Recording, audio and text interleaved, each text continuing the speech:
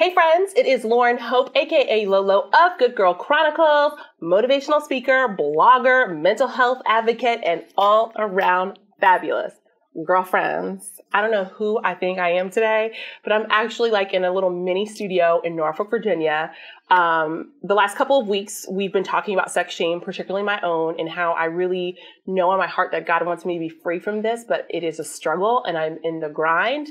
And so I felt very spiritually called to start talking about that because I know that when we share our stories, it not only frees us, it frees other people. And I've gotten some amazing feedback about this. So I said, okay, how can I elevate this to the next level? I called my photographer and we have gotten this amazing studio space and we're going to do an interview with someone who does not have my same sex struggles. And hopefully we're all going to grow from the experience.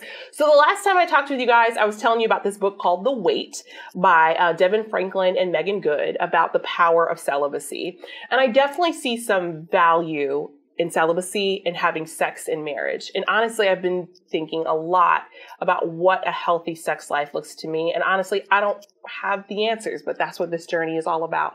Also, want to preface this by saying this is my truth. I am not a psychologist. I am not a pastor or anything. I'm just speaking my truth and hoping that it'll encourage other people to speak their truth and come to a journey of peace. So now that we're in this amazing studio, I am here with a wonderful woman by the name of Amanda Gregory. I don't even remember how we met, but I just felt very drawn to you.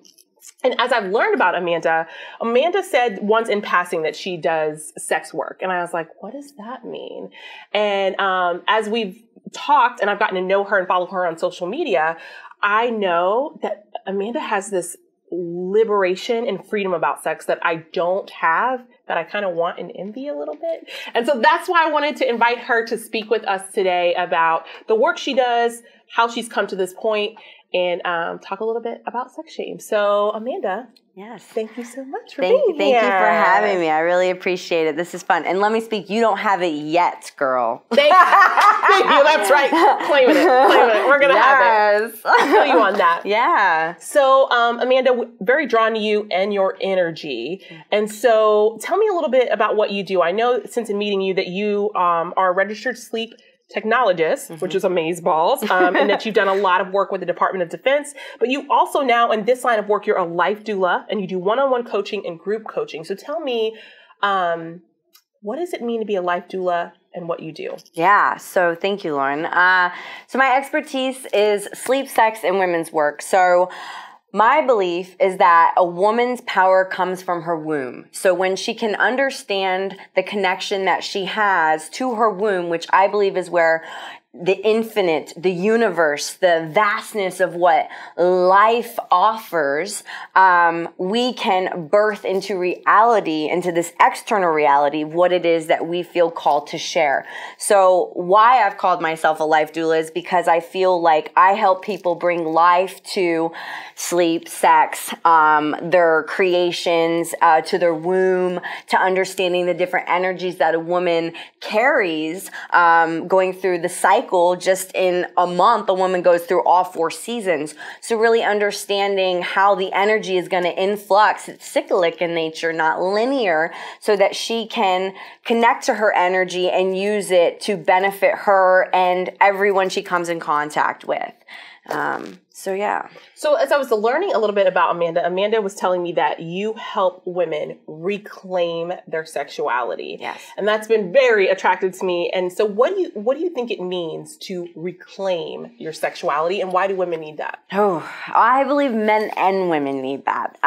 But women, we are the barriers to be able to bring life into this world. And so I believe sex is life force energy. How did I come into existence? How did Lauren come into it? How did any of us get here was by our parents having sex, whether willingly or unwillingly, honestly.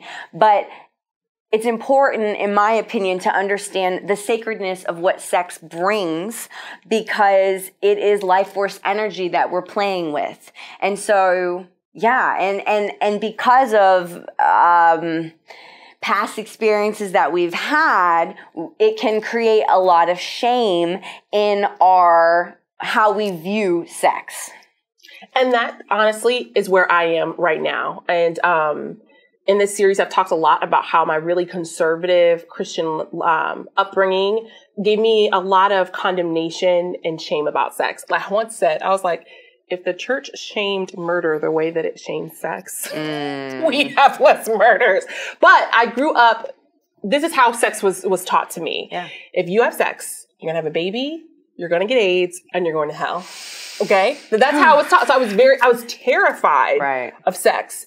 And I had some experiences when I was young that I know like perverted what sex was supposed to be. So I don't know that I've ever had a healthy perception of sex growing up. And I carry a lot of shame, which makes it hard for me to have a healthy perspective on it. But I don't feel like you have that. And I want to glean, how is it that you don't carry sex shame? Well, I did for a really long time, based off of my own past experiences with sex.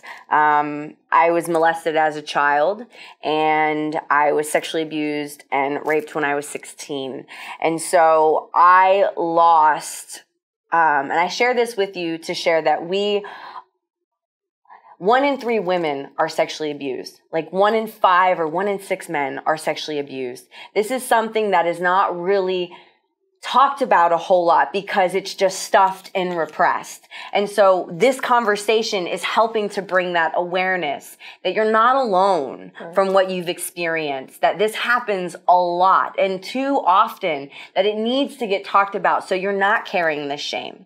So how I have, if you will, liberated myself from a lot of it. And we're all works in progress. Like we're continuing to layer back the things that are no longer serving us, is by me facing what it is that I experienced and not taking it personally, like not blaming that person for doing that to me. Because when we do that, we're giving our power away to that other person. We're allowing them to say whether we're worthy or not, which is just complete BS in my opinion. Because if you're alive, you are God's child, you are love, you are light, period. Regardless of what you've experienced and what you've gone through in this lifetime, that doesn't make you any less worthy of feeling good and pleasure. And this is why I think for me, I'm very passionate about talking about sex, because sex is here. You know, why do we have animalistic tendencies inside of us? We all kind of want to have sex, you know?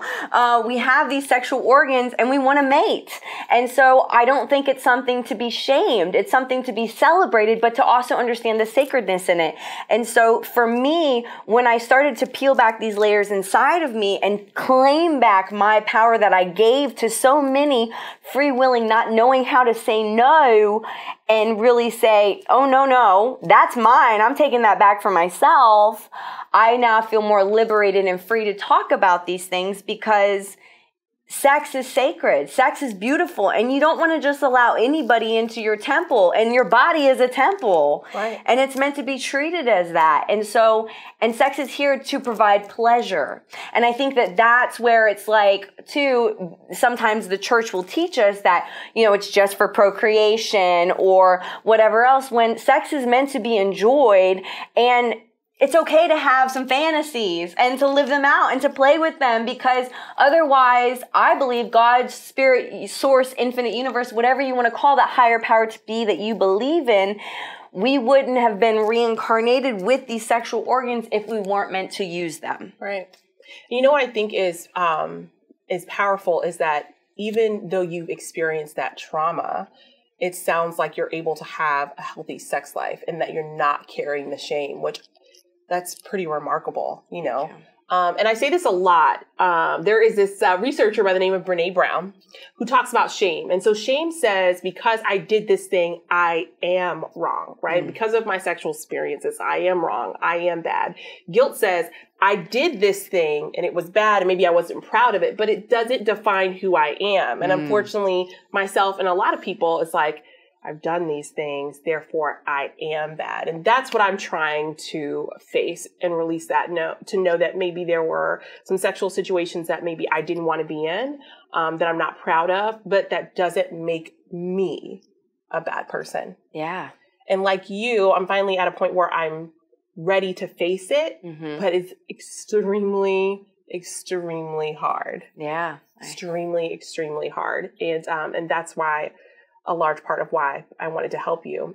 Before the interview, we talked a little bit about what you do, and you told me something very fascinating, and I think you just hinted to it, that when we have sex with someone, sometimes whatever their energy is or their feeling, we also absorb. Yeah. And if we hold on to it, it affects our ability to not only have healthy sex lives, but to birth anything new in our lives. So tell me about how you help people get past holding that trauma and birth something new in their life.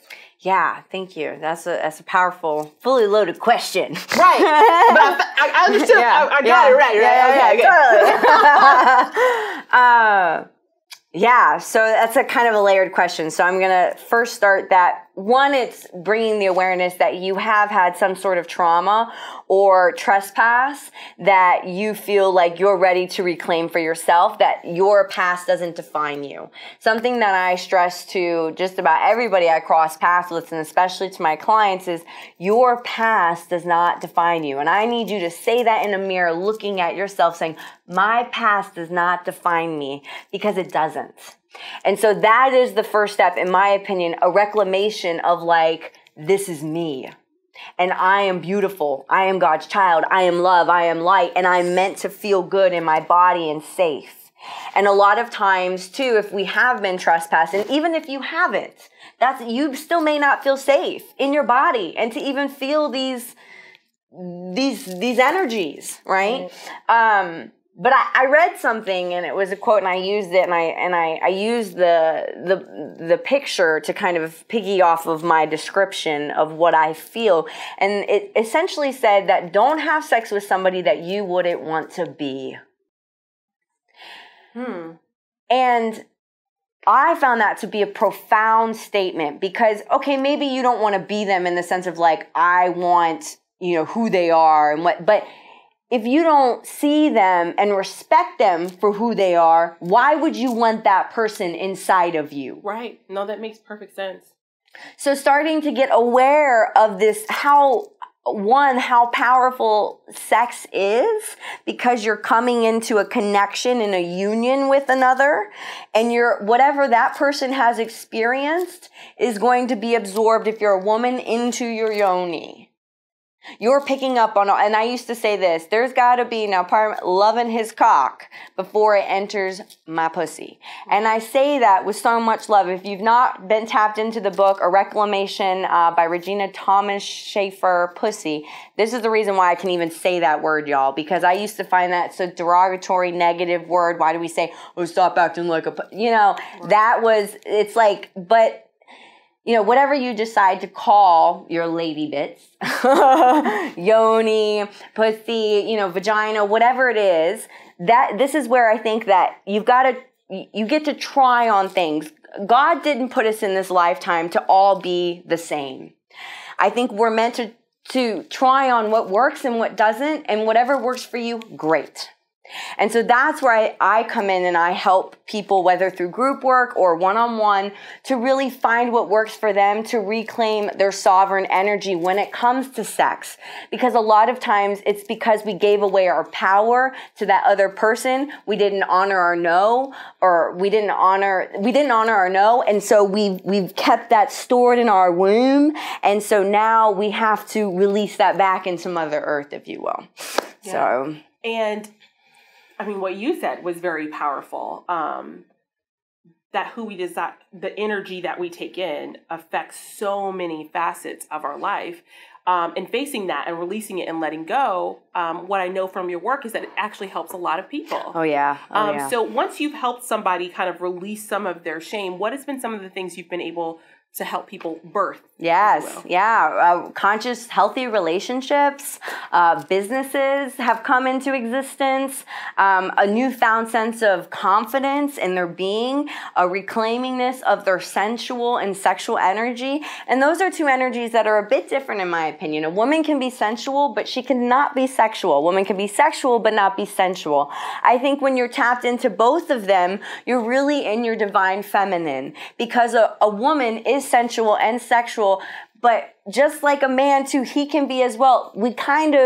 We know when to turn these things on and off, if you will. And I think that makes sense, how I said that. So, this is the playground, and sex in the bedroom is another playground for you to play with a partner. And even yourself. It first starts with you. So, something that, and if you read the book, Pussy, what she invites you to do, and one of the most powerful tools I'll share with y'all is mirror work. Mirror work, you are facing yourself. Now, if you really want to get playful, I'm going to invite you to spread eagle in front of a mirror and look at your lady bit, your pussy, and say, hello, beautiful. I love you. Start to examine and see what's there, because I promise you what you'll do is you'll start walking with a newfound of radiance and confidence once again, because you're connecting to, this whole thing of like pussy power. This is not to shame the men. We need men and women in this life, y'all. We are in this together.